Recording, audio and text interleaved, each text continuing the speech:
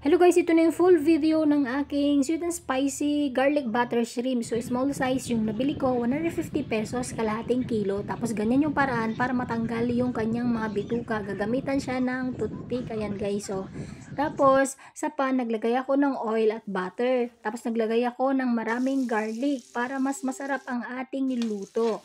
Tapos nung nagisa na yung ating garlic, sunod nilagay ko na yung ating wash na hipon. Ayan guys, so.